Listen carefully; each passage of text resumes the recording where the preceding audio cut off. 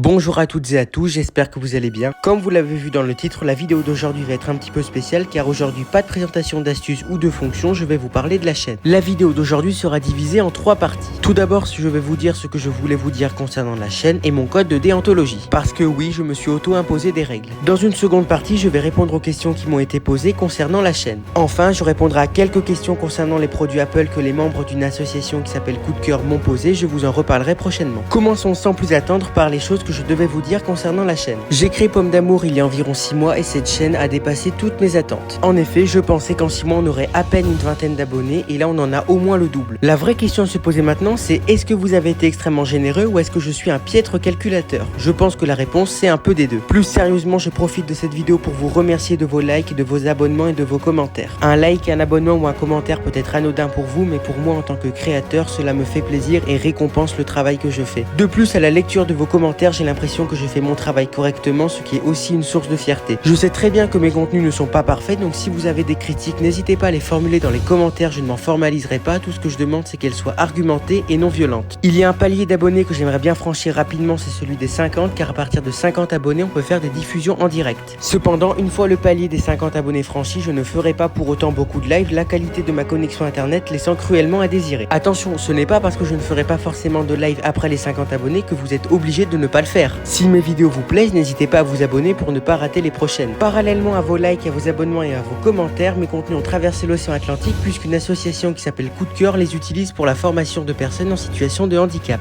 Si vous voulez tout savoir, cette association est basée en Guadeloupe. Une fois que j'ai été mis au courant de la situation, j'ai pu m'entretenir avec la présidente de cette association qui s'appelle Rilana. Rilana m'a proposé rémunération pour mes contenus, ce que j'ai refusé. J'ai refusé pour 2 raisons. La première est toute simple, c'est que je ne veux pas que mes contenus deviennent un travail mais restent un loisir. S'il y a rémunération, je considère ça comme un travail et plus comme un loisir. De plus, et ceci est ma deuxième raison, je pense que l'argent a beaucoup plus d'utilité à l'aide des personnes en situation de handicap. De plus, l'association s'est montrée très intéressée concernant Pomme d'Amour. Des négociations pourraient être lancées sous peu pour l'obtention par l'association de certains droits sous conditions concernant ma chaîne. Je vous dis ceci dans un souci de transparence car pour vous il n'y aura aucun changement, je publierai toujours une vidéo une fois par semaine. Après vous avoir parlé de l'association, je vais désormais vous parler de mon code de déontologie que je me suis auto-imposé. La première règle que je me suis imposée est toute simple, je ne parlerai pas des appareils que je ne possède pas. Dans un souci de fiabilité de l'information, je préfère ne pas vous montrer des astuces que je ne peux pas personnellement vérifier sur un terminal. Tant que l'on parle des produits, je tiens à vous informer que je ne ferai pas de comparaison ou alors très peu. La raison est toute simple, une comparaison est toute sauf objective. En effet, le produit qui aurait le meilleur rapport qualité-prix à mes yeux ne sera peut-être pas le même pour le vôtre puisque vous avez peut-être des exigences ou un budget différent. À l'heure où je vous parle, je n'ai dérogé à cette règle que 2 fois si je ne dis pas de bêtises. La première fois, c'est quand j'ai comparé le Smart Vision 3 à l'iPhone 13, mais là ce n'était pas vraiment pour les comparer, c'était plus pour mettre en évidence une escroquerie commerciale. La deuxième fois où j'ai dérogé à la règle, c'est au moment où je vous ai parlé de tout ce qu'il y a à savoir sur les AirPods. En effet, je ne voyais pas comment il était possible en faisant une bonne vidéo de ne pas les comparer puisque c'est ça mon sujet. Je tiens au passage à préciser que je ne vous incite absolument pas à acheter des produits ou des services Apple, je vous donne juste toutes les clés pour que vous puissiez faire votre achat en toute connaissance de cause. Désormais que je vous ai parlé des produits et des comparatifs, je vais désormais vous parler de ma politique de gestion des commentaires. Tout d'abord, je pense que vous l'avez déjà vu, je me suis engagé à répondre à absolument tous vos commentaires. En effet, je pense que c'est la base du respect de répondre à une personne qui a pris le temps de nous écrire. Je m'engage également à répondre à toutes vos questions si ces dernières ne sont pas trop personnelles. Il se peut que je ne vous réponde pas immédiatement car si je ne connais pas la réponse à une question, je fais d'abord quelques recherches approfondies avant de vous répondre. Je l'ai déjà dit mais je vais le redire ici, les critiques dans l'espace commentaires sont bien entendu autorisées et je les laisserai visibles. Je ne supprimerai et signalerai les commentaires que si ces derniers sont des insultes gratuites, portent atteinte à autrui ou alors à la légalité. Fort heureusement, je n'ai jamais eu à faire ce type d'action et j'espère que cela va continuer. Concernant les vidéos, désormais, je fais tout pour que ces dernières soient inclusives. En conséquence, aucune de mes vidéos ne contiendra pas d'audio. Je ne mets pas d'image dans mes vidéos car j'utilise iMovie comme logiciel de montage et les images en ressortent inexploitables. Si vous voulez voir ce que donnent des images inexploitables, je vous invite à regarder ma vidéo concernant le blocage d'un correspondant sur les réseaux téléphoniques. C'est pas très glorieux comme suggestion, mais j'ai décidé de la garder puisque l'audio était totalement exploitable. Pour enregistrer mes vidéos rien de plus simple, j'utilise l'application dictaphone d'Apple et ensuite avec quelques circonvolutions, je la convertis en vidéo, je fais le montage et je la mets sur YouTube. Si je fais tout pour que mes vidéos soient inclusives, il faut également que le contenu le soit. En conséquence, je ne montre pas ou alors très peu d'astuces qui ne sont pas accessibles aux personnes en situation de handicap. Pour m'assurer qu'une astuce soit accessible, rien de plus simple, je teste avec à peu près toutes les fonctions d'accessibilité et si ça marche pas, je cherche une solution. Si je trouve une solution, eh bien je dis que cette astuce est accessible avec cette solution. Si je n'en trouve pas, je dis à contre-cœur que ce n'est pas accessible et si ça marche à moitié, eh bien je dis que ça marche à moitié. Après la partie accessibilité, on va désormais parler de mes sources d'inspiration. Mes inspirations viennent en règle générale de 4 sources différentes et peut-être maintenant bientôt 5. La première source est toute simple et elle s'appelle YouTube. Je me promène sur YouTube, je cherche une astuce intéressante. Si elle fonctionne sur mon iPhone, je vous la présente. Si elle ne fonctionne pas, je ne vous la présente pas. Ma deuxième source est encore plus simple et elle s'appelle les réglages de l'iPhone. En effet, quand je n'ai rien à faire, je me promène dans les réglages de l'iPhone pour voir s'il y a quelque chose d'intéressant qui aurait échappé à ma vigilance et qui mérite une vidéo. Quelques vidéos que vous avez vues et que vous verrez sans doute sont inspirées de cette source. Cependant, j'ai tendance à m'en servir de moins en moins car il y a de moins en moins de réglages qui échappent à ma vigilance. Ce ne sont pas les réglages liés aux nouvelles mises à jour qui peuvent compenser cela puisque je les découvre rapidement avec ma troisième source. Les réglages de l'iPhone, c'est comme un puits de pétrole, quand il n'y en a plus, il y en a plus. Ma troisième source est toute simple et elle s'appelle iGénération. Pour vous décrire iGénération, c'est le France Info de la technologie. Les articles d'iGénération parlent de tous les domaines de la technologie mais plus spécifiquement des produits Apple. Cependant, il y a un problème à cette source, cette dernière n'est pas totalement gratuite et certains articles sont réservés aux membres du club hygiène. La quatrième source est l'esprit collaboratif puisque je fais travailler mes amis. En effet, quand je n'ai vraiment aucune idée ou que j'ai la flemme de faire des recherches d'idées, parce que oui ça peut m'arriver, je demande à des amis s'ils n'auraient pas des suggestions à faire. Cette vidéo pour moi est une vidéo détente donc mon français est légèrement plus relâché que d'habitude. Si l'idée me plaît, j'en fais immédiatement une vidéo et si l'idée ne me plaît pas, je remercie poliment mon ami. Avant de me faire traiter de malpoli dans l'espace commentaire, je tiens à vous indiquer que si un ami a une bonne idée, je le remercie aussi. La cinquième source qui pourrait me donner des idées prochainement est tout simplement les membres de l'association Coup de Cœur. En effet, grâce au retour de la présidente de l'association Rilana, je peux avoir des informations de terrain sur ce qui serait le plus intéressant à traiter en premier. Le dernier point de mon code de déontologie concerne l'intelligence artificielle. Je tiens à vous dire, au moment où je lance le dictaphone, je ne sais pas exactement ce que je vais dire, tout ce que je sais c'est l'astuce que je veux vous montrer et les différentes étapes. Ensuite, je prononce les phrases et je les improvise telles qu'elles me viennent. Donc concrètement, ChatGPT ne me sert absolument pas à écrire les textes de mes vidéos. En effet, je pense que vous êtes capable de reconnaître un texte généré par IA et je trouve qu'un texte généré n'est absolument pas personnel. Je préfère créer mes propres textes et en être fier plutôt que de passer 2 secondes à écrire un texte complètement bidon à ChatGPT.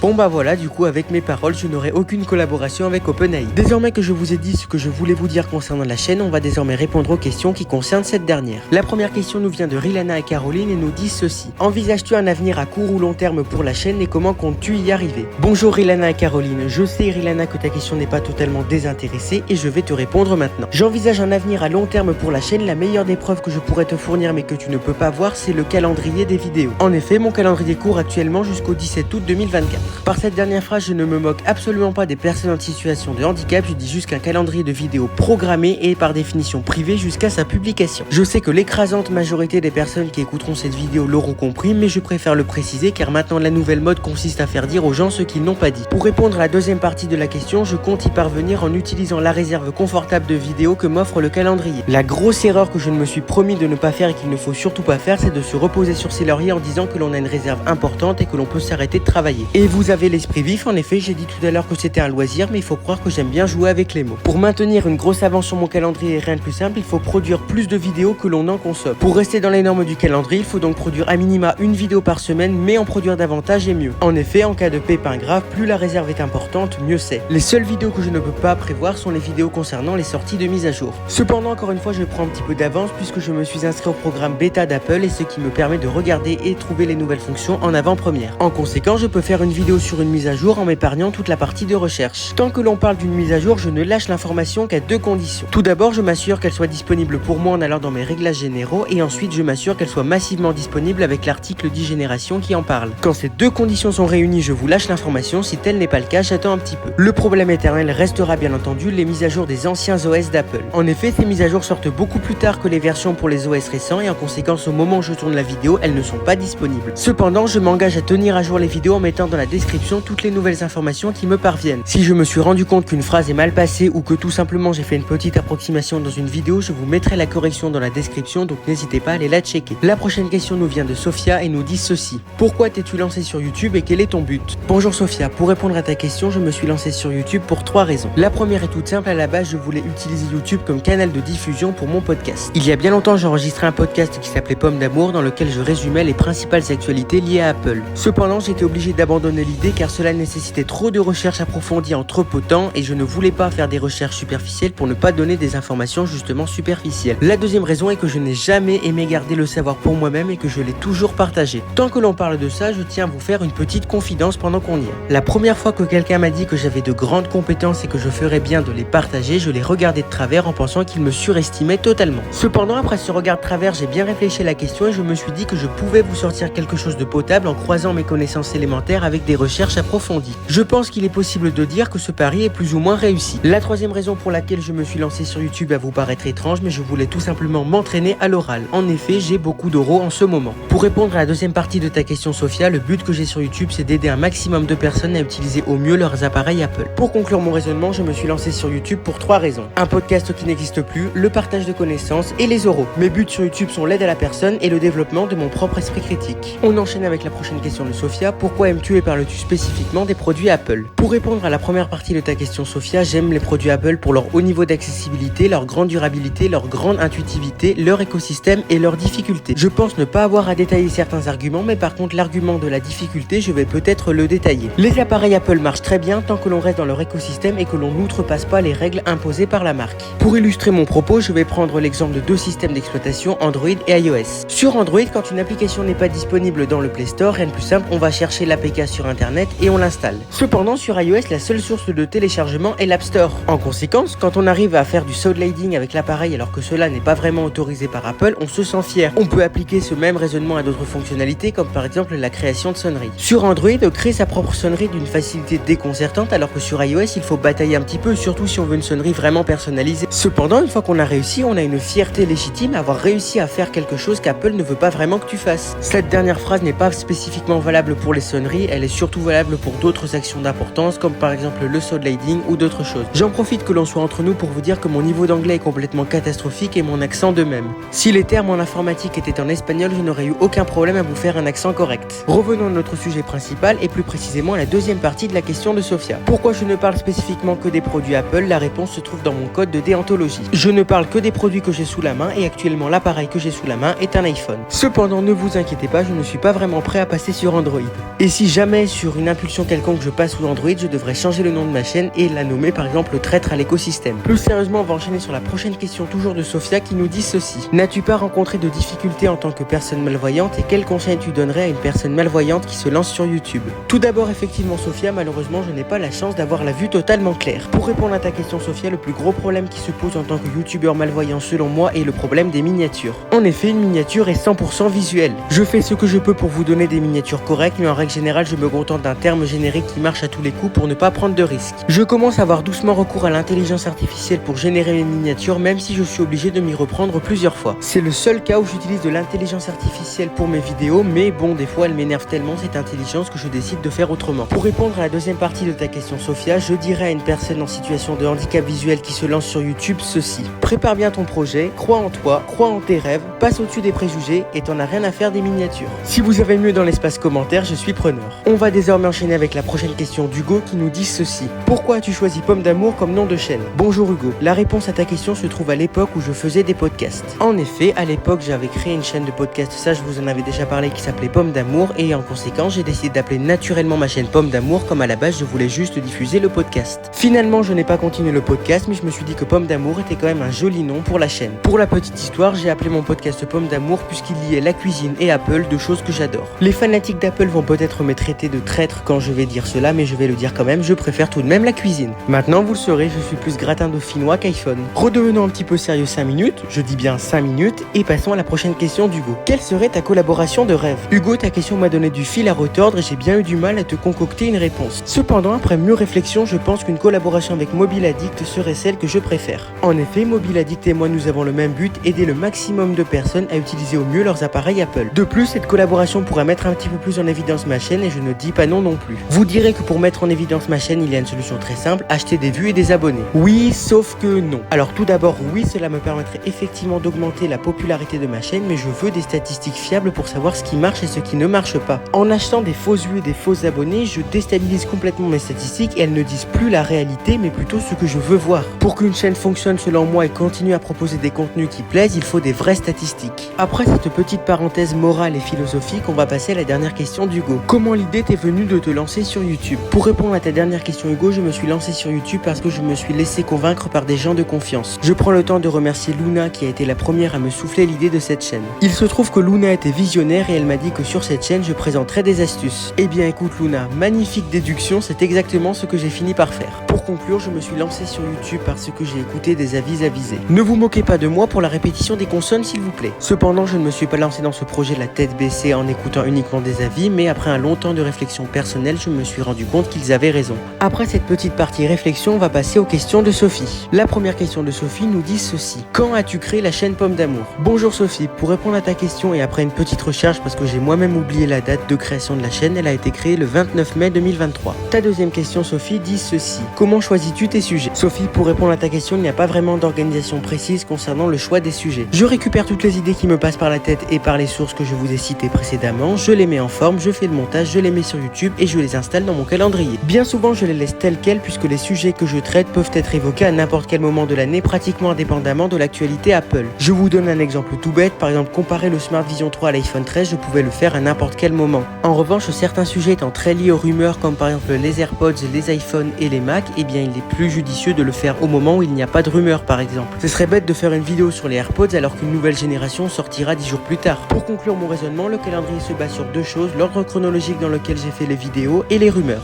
La dernière question de cette partie concernant la chaîne est encore une fois de Sophie et elle nous dit ceci. Comment fais-tu pour que ton contenu ne soit pas répétitif avec d'autres chaînes? Pour répondre à ton ultime question Sophie, j'avoue que je ne m'étais absolument pas posé la question précédemment, je faisais mes contenus et puis c'est tout. Cependant, ta question m'a donné matière à réfléchir et que je me suis rendu compte qu'inconsciemment je ne proposais pas souvent les mêmes contenus que n'importe qui. Malheureusement Sophie, je ne vais pas pouvoir te donner une réponse ferme et définitive, mais je vais pouvoir te dire ceci. C'est en se posant des questions auxquelles on n'a pas la réponse et auxquelles des recherches simples ne peuvent pas apporter la réponse que l'on finit par créer des contenus exclusifs. Cette réponse n'est pas valable pour tous les contenus car les contenus très généraux je les traite quand même, mais du coup cela fait quand même double emploi avec d'autres chaînes. Cependant, je traite ces sujets généraux quand même car ne pas les traiter serait de la bêtise pure et simple. Pourquoi aller demander à voir ailleurs quand on peut tout avoir sur la même chaîne? Avant de passer aux questions des adhérents de l'association Coup de Cœur, je tiens à vous informer que Sophie a créé un podcast qui s'appelle La Voix de l'accessibilité. Dans ce podcast, vous retrouverez de nombreux tests d'objets liés au handicap visuel et de nombreuses astuces. Actuellement, le podcast n'est disponible que sur Spotify, mais il pourra arriver sur Apple Podcast prochainement. Je vous mettrai le lien dans la description. Tant qu'on y est, je vous mettrai également le lien d'e-génération. Avant de répondre à la première question des adhérents de l'association Coup de Cœur, je tiens à vous dire que n'hésitez pas à me poser des questions dans les commentaires et s'il y en a assez, je referai une foire aux questions. Bon, j'ai intérêt à me dépêcher de répondre aux questions des membres de l'association Coup de Cœur, sinon la présidente va encore me sermonner. La première question des membres de l'association est toute simple, comment créer ses propres sonneries? Je ne répondrai pas à ta question immédiatement car une vidéo concernant ce sujet sortira le 20 janvier. Oups, j'ai divulgué mon calendrier. La deuxième question devrait ne pas divulguer mon calendrier nous demande comment traduire une page web en français facilement. Si la page web que vous consultez n'est pas en français, rien de plus simple, cliquez sur le bouton réglage de la page tout en haut à gauche et sélectionnez l'option traduire en français. Il vous suffira d'attendre quelques secondes, la page va se recharger et elle sera affichée en français. Attention, si vous rechargez la page pour une raison ou une autre, elle va se remettre dans sa langue d'origine. La troisième question posée nous demande ceci. Comment fait-on pour ne pas entendre la synthèse vocale à l'enregistrement d'une vidéo? La question ne m'a pas été posée comme ça, mais je l'ai comprise comme telle. La meilleure solution pour ne pas que l'on entende la synthèse vocale à l'enregistrement d'une vidéo, c'est tout simplement de la désactiver. On passe à la question suivante. Non, je rigole, il y a quand même quelque chose de plus sérieux derrière. Pour certaines personnes, la désactivation de VoiceOver est purement et simplement impossible, alors il va falloir désactiver l'énonciation. Les gestes VoiceOver seront toujours là, mais on n'entendra juste pas la voix. Pour désactiver l'énonciation de VoiceOver, rien de plus simple, appuie 2 fois avec 3 doigts sur ton écran pour la désactiver et fais pareil pour la réactiver. Concrètement, ce que tu dois faire pour l'enregistrement d'une vidéo, tu désactives ton énonciation, tu lances ta vidéo, tu coupes ta vidéo et tu relances l'énonciation. La prochaine question est toute simple et nous demande ceci. Comment transformer l'iPhone en détecteur d'objets? Alors malheureusement, il n'y a pas l'application détecteur d'objets sur l'iPhone, mais il y a tout de même une solution. Elle consiste à ouvrir l'appareil photo ou l'application Loop de l'iPhone et laisser la description d'image vous dire ce qu'il y a en face de vous, ou plutôt en face de votre viseur. Attention, la reconnaissance d'image peut parfois faire des erreurs, c'est normal, c'est de l'intelligence artificielle, mais vous ne devez pas non plus l'utiliser dans des circonstances à haut risque. Je ne veux pas vous retrouver écrasé au milieu de la route parce que vous avez essayé d'utiliser l'iPhone comme détecteur de voiture. La prochaine question est encore plus compliquée, comment transformer l'iPhone en canne électronique? Pour petit rappel, les personnes en situation de handicap visuel peuvent utiliser une canne blanche pour se déplacer. Cette canne, dont la taille est proportionnelle à la taille de la personne, permet d'éviter facilement les obstacles au sol, mais a un gros défaut, les obstacles en hauteur tels que les fenêtres et les ronces. Ou les orties, ça marche aussi. La canne électronique permet justement de parer à ce problème. La canne va émettre en permanence des ondes acoustiques, je crois que ce sont des ultrasons, et si un objet se trouve à proximité de la canne, les ondes sonores vont être renvoyées vers cette dernière. À ce moment-là, le porteur de la canne sera informé qu'il y a un objet en hauteur grâce au système de l'écosonar. Mais du coup, cette longue introduction, pourquoi? Eh bien, juste pour te dire que je ne vois pas de moyen fiable et sécurisé pour transformer l'iPhone en canne électronique.